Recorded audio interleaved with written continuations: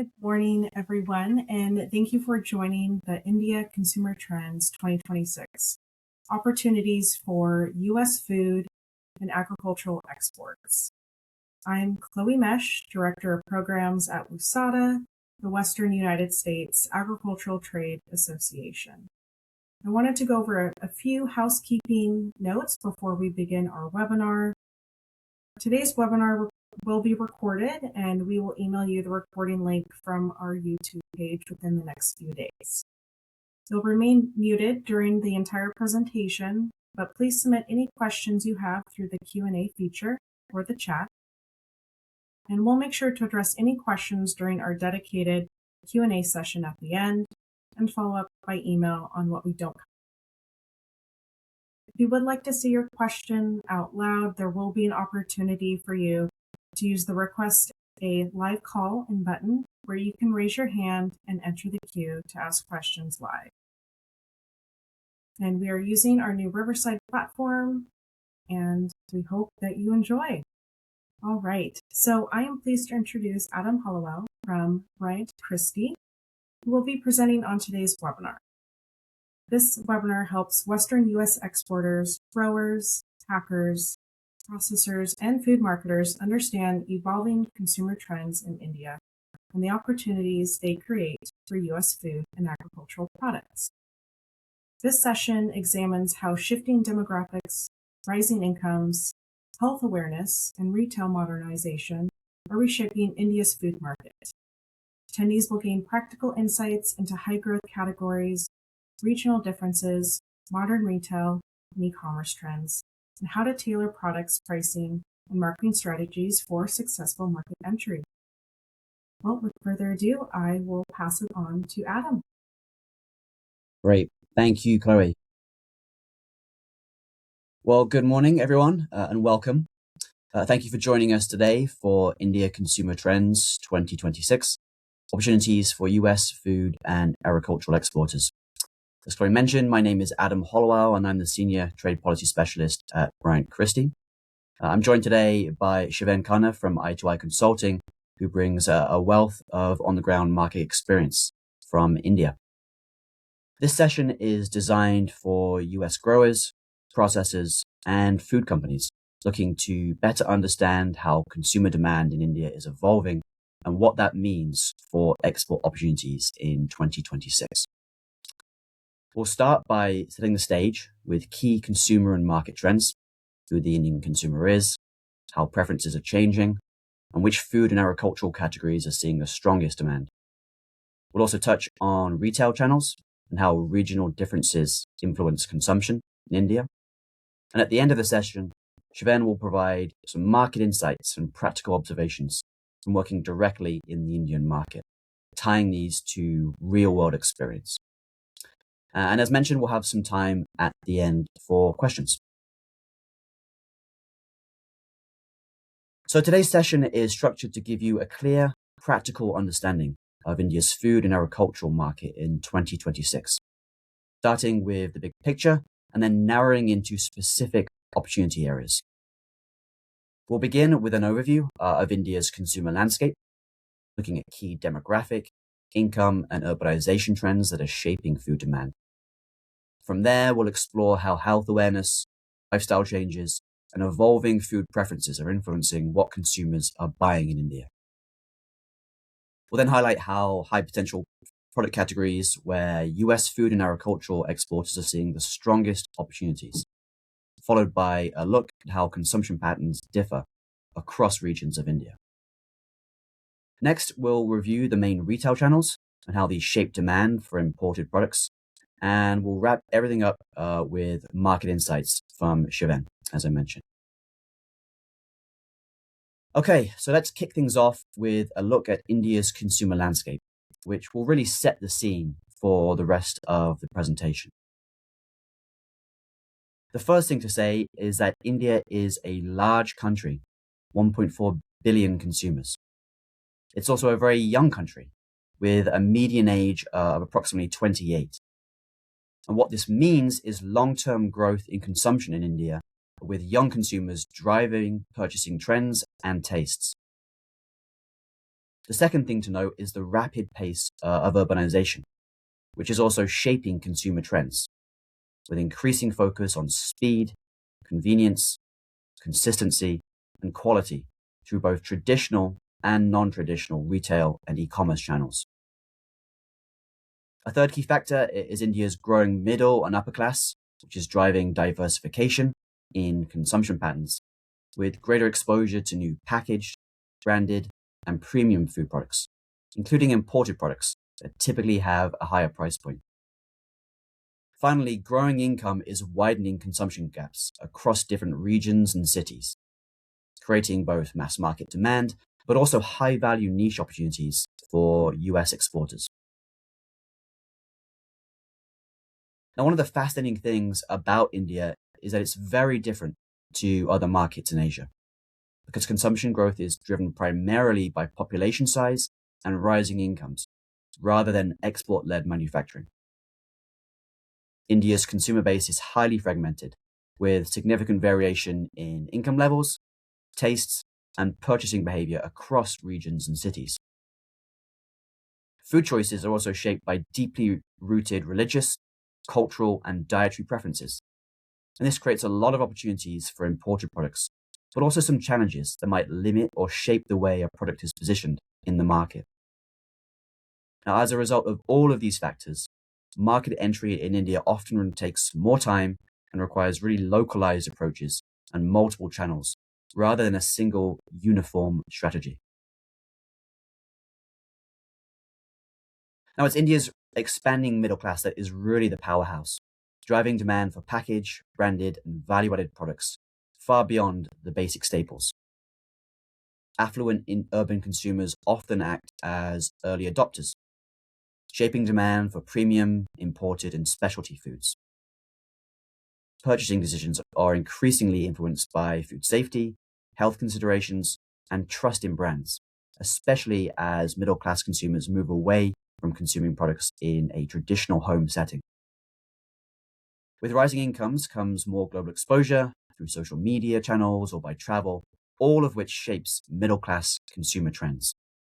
And these changing trends are most concentrated in major metros and Tier 1 and Tier 2 cities, where modern retail and e-commerce adoption is at its strongest.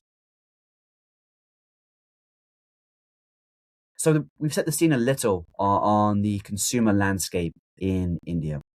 In this next section, we'll look at how rising health awareness, changing lifestyles, and evolving food preferences are influencing what Indian consumers buy and how they make their food purchasing decisions. Starting then with health, which is probably one of the strongest drivers of changing consumer behavior in India. India has one of the highest levels of diabetes in the world, rising obesity levels, as well as other diet-related issues. And consumers and policymakers in India are increasingly focused on efforts to address these issues. This heightened awareness among Indian consumers is leading to growing demand for healthier food options. And there's a noticeable shift toward products that are organic, natural, and low in sugar, as well as products that may have perceived or actual nutritional or medicinal benefit. Finally, lifestyle trends are playing a significant role in shaping food choices. As people focus more on fitness and wellness, they're also influenced by global dietary trends. So what are the impacts of this growing focus on health and wellness in India? Well, firstly, in the expansion of the organic sector in India, which is growing at a significant pace. Last year, in 2024, organic sales in India were worth about $1.9 billion. This is anticipated to grow to almost $11 billion by 2033. The second major growth area is in nuts and dried fruits, which are really central to Indian consumption. There is strong and growing demand for these products, which is expected to grow substantially over the next 10 years, driven in part by the health and wellness trend. The focus on health is also driving a growing interest in foods with natural ingredients and with no artificial additives. And clean labeling is also becoming a must-have with transparency in food production a priority. Finally, as part of this trend towards healthier food, we're seeing a growth in premium product categories, including plant-based alternatives and premium milks, yogurts, and cheeses. Now, I mentioned before global influences and how they're shaping India consumer preferences. This is playing out in a number of ways. Urban Indian consumers are increasingly experimenting with international flavors and ingredients influenced by travel and global media. Social media platforms like Instagram and YouTube are driving awareness and curiosity about new products, premium brands, and health-focused foods. And exposure to global wellness and lifestyle trends is encouraging greater interest in organic, plant-based, and functional food options, as I mentioned on the prior slide.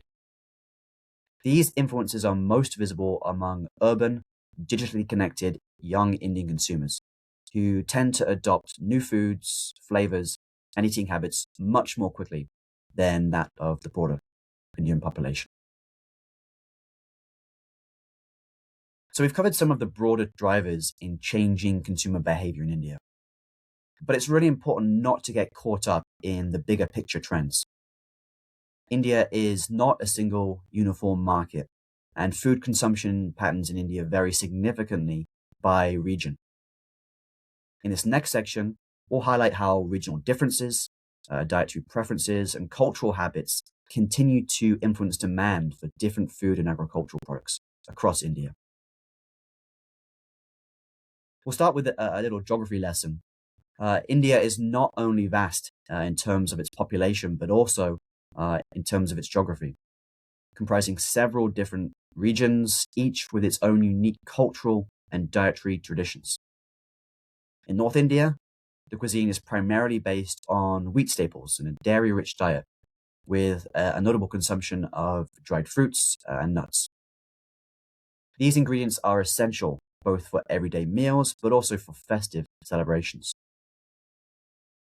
Rice and fish are prevalent in East India, accompanied by a fondness for dairy-based sweets, while West India is known for its vegetarian and seafood preferences, and also for its strong affinity for sweets, with dried fruits and nuts playing a key role in the culinary landscape here. Finally, the south of India is known for its rice-based staples, characterized by coconut-infused dishes. There's also a significant demand for pulses and tropical fruits in this region. So while India represents a unified market opportunity, it's really crucial to acknowledge these regional variations in food culture and consumption. Such differences really greatly influence how and where products thrive. So we've explored some of the regional differences in dietary traditions across India. Now, obviously, aligning products with regional tastes and demand drivers is critical. So in the north and west of India, we see a strong demand for nuts, cashews, almonds, and others, as well as dried fruits. Whereas in the south, tropical fruits and coconut-based products predominate. In Tier 1 and Tier 2 cities like Mumbai, Delhi, Bengaluru, and Pune, there's a greater opportunity to leverage more consistent cold chain to supply more fragile and exotic products such as berries. There are also opportunities to tap into consumer preferences for packaged, ready-to-eat imported foods that can be consumed on the go. Finally, occasions like Diwali, Holi, and Eid provide really important opportunities to leverage strong demand for new and traditional food products.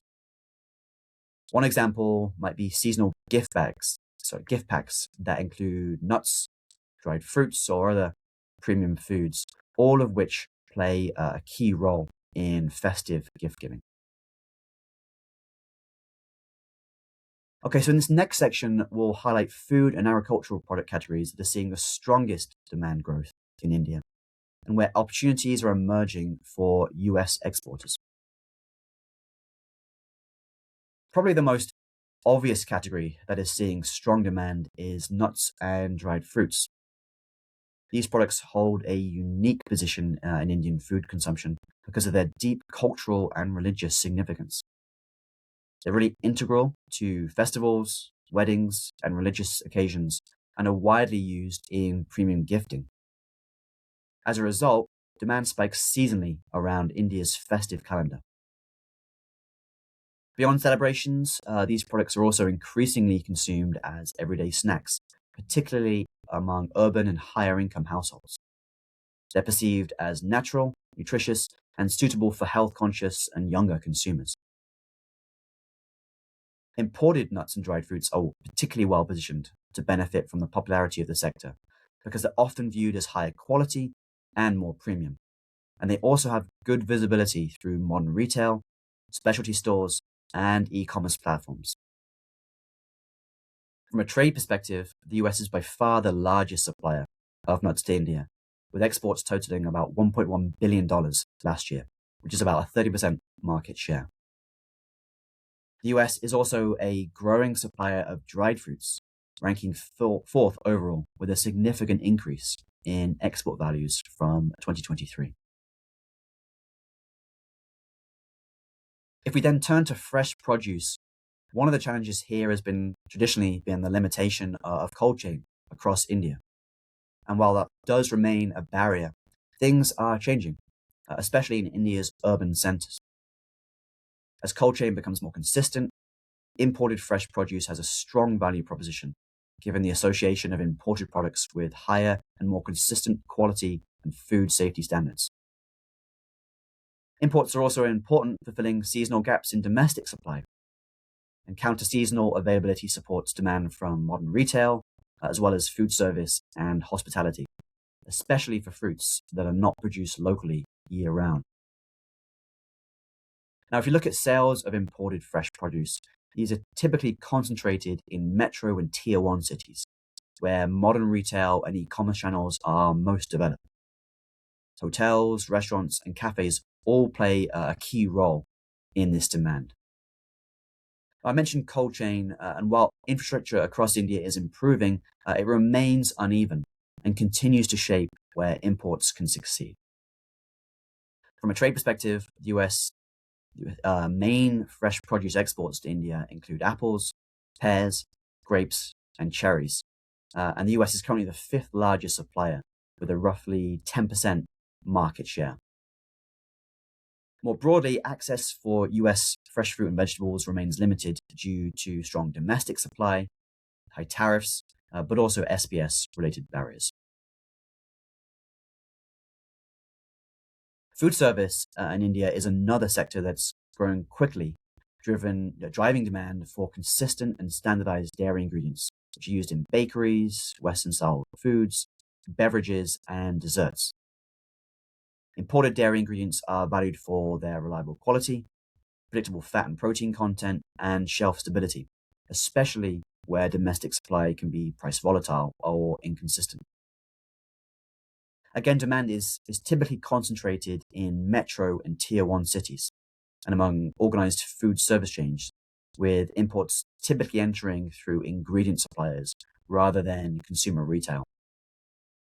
From a trade perspective, key US dairy exports to India include milk powders, whey, and cheeses. And the US is currently the second largest supplier, with approximately a 20% market share in India, valued at about $37 million last year. Okay, finally, a quick note on retail channels in India and how these are shaping consumer preferences. The first thing to note is that India's small neighborhood stores or Kirana stores still play a really critical role in providing daily staples to Indian consumers, like rice, pulses, and spices, especially in tier 2 and tier 3 cities. These stores are deeply embedded in local communities and often offer a personalized shopping experience.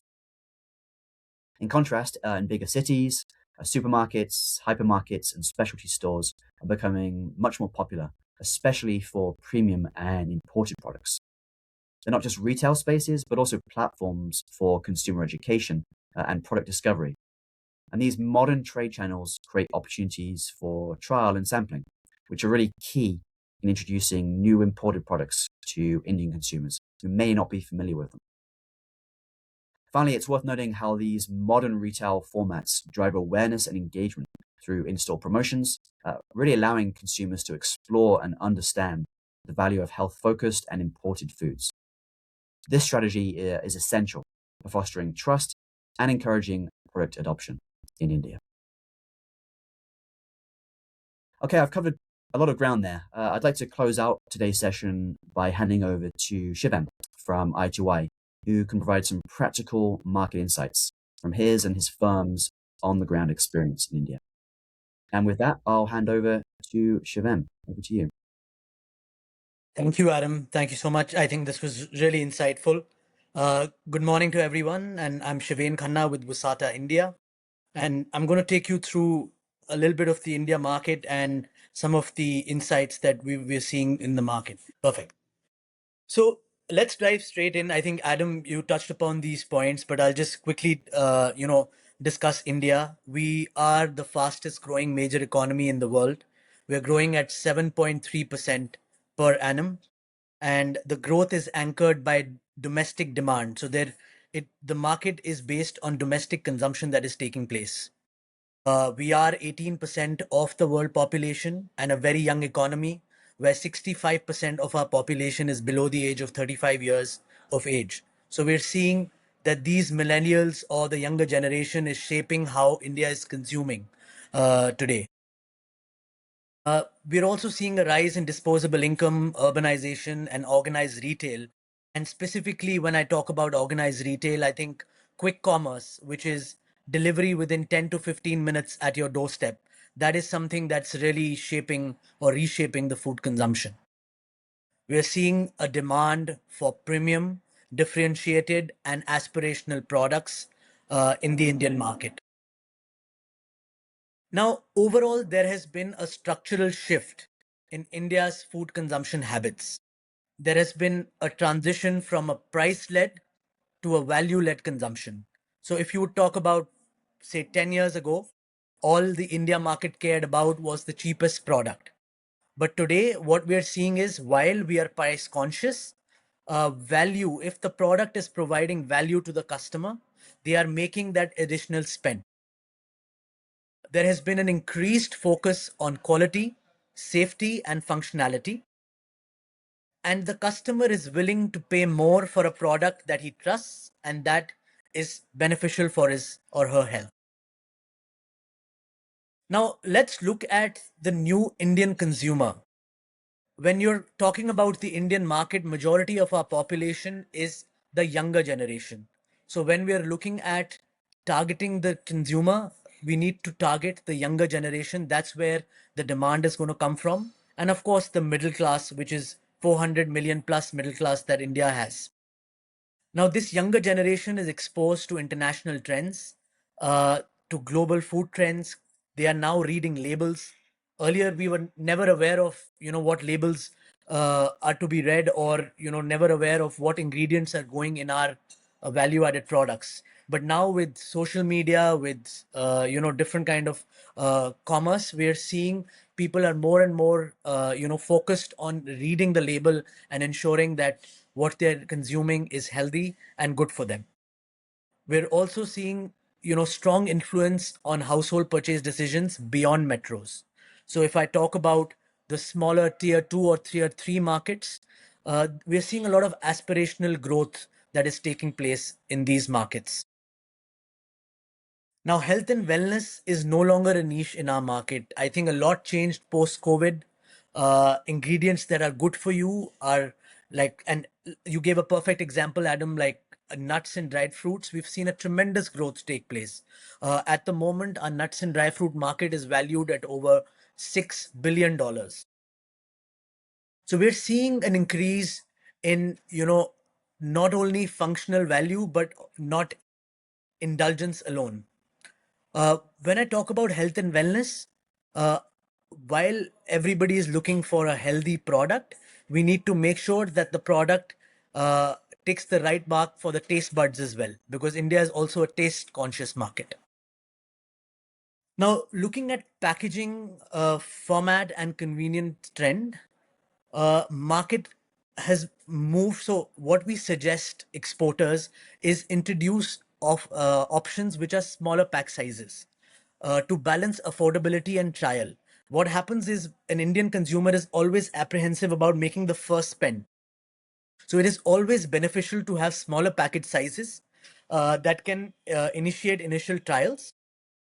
Packaging material has become extremely important. One, it's for the kind of weather conditions that we have in India. It can be a wide range of climates during the summers and winters. And second, also for the appeal of the product.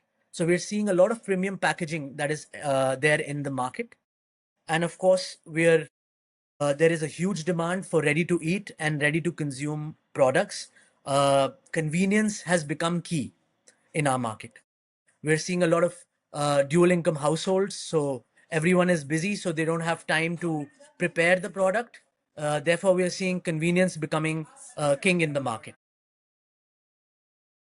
Now, coming to pricing, we in India, the Indian consumers accept premium pricing, but when the value is clearly communicated to them, there is a strong correlation between acceptance and the story that the brand needs to tell, whether it's about origin, quality, or usage.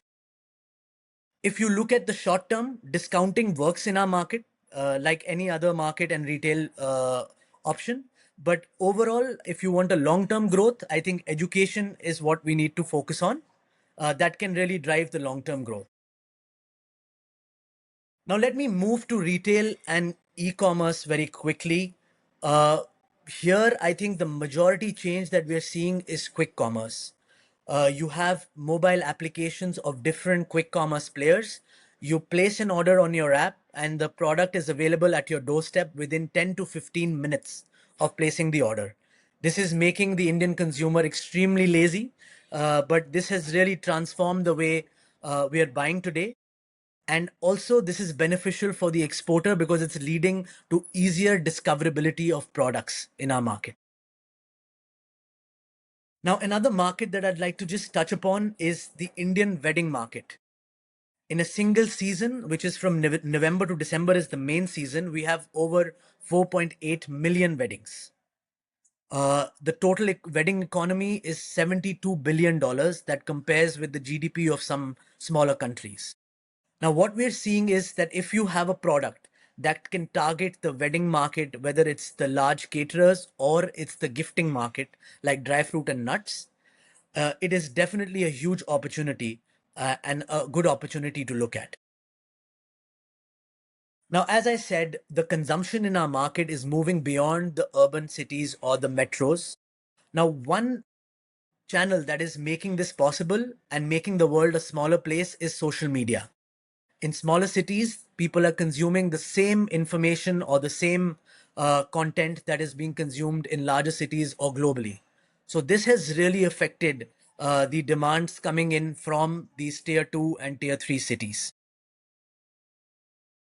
Ingredients, definitely a strong opportunity. If I give you the example of cashew nut, India utilizes somewhere around 300,000 metric tons of cashew nut, and 70% of that is utilized as an ingredient in our market. So definitely, if you have something that can cater to this market and is available year long, a great opportunity to target. Now, what all this means for a US exporter? Today, we're talking about a new India. When I say new India, what if you talk to any legacy entrepreneur, they'll tell you what took 10, 20 years to get a customer behavioral change today is only taking 3 or 2 years. So if I give you the example of, say, a soap detergent, it took 20 years to change from a soap detergent to the granule, and from the granule to liquid it's taken only 2 or 3 years. So we see a similar trend where we're seeing constant changing of the consumer trend, and the time period has become shorter and shorter.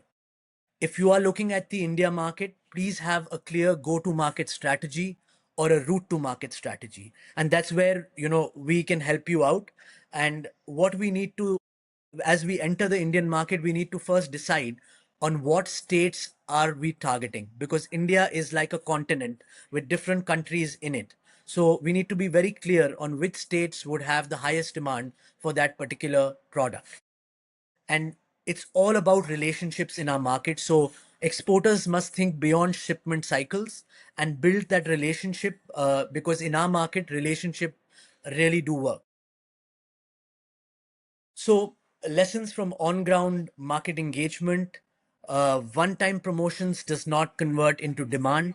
You need to be there. You need to have trials taking place. The customer needs to experience the product, and you definitely need to identify your entry states for our market. Engagement with either retailers, processors, or food service, depending on your target audience, is key. And you need to have a strategy whether it's retail first or you want to target the food service or ingredient market first. That's something that we need to be clear as we enter the market. Now, what works best in India is a clear positioning. You need, what problem does the product solve? We need to have an answer to that. It needs to be locally relevant without compromising on global credentials, and a simple usage communication that is adaptive to Indian habits uh, really helps in moving the product. Now, just a few closing thoughts. India rewards those who invest in relationships, and that is key. I really encourage all exporters, if you haven't made a trip to India, please do come and experience the retail and the way trade happens. It will be totally different from what you would have experienced back home in your country. In our country, taste is king, while health is, a trend, and people are moving towards healthier, options. But we need to make sure that the product that we are offering hits the taste buds for the Indian consumer. I would say 2026 presents a strong opportunity for those importers who are willing to build. I have a short video that I'd like to show you, and then I'll hand it over to Adam again.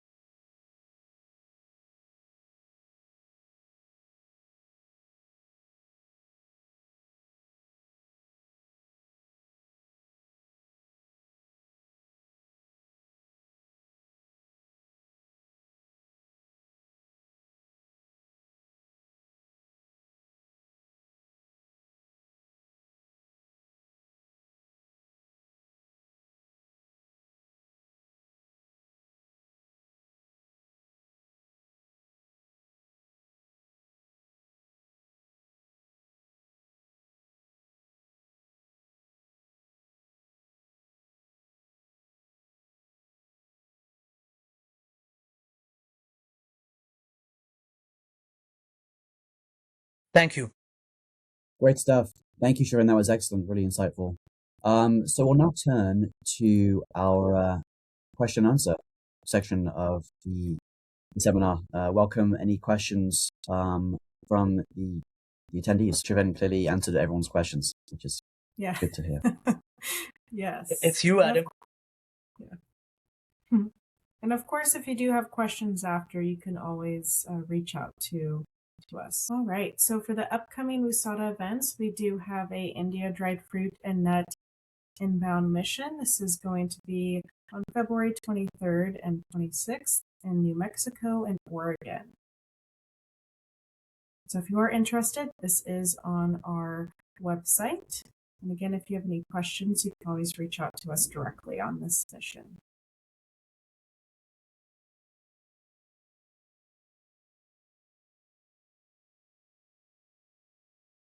Right. Well, I just wanted to say thank you so much to our speakers and our attendees. It was extremely insightful. We really appreciate you all joining us today. I wanted to go over a few items before we close off here. So following today's webinar, you will receive a brief summary. Your feedback is crucial for us to help us improve and secure continued funding for these programs, and we'd greatly appreciate you taking a moment to complete it.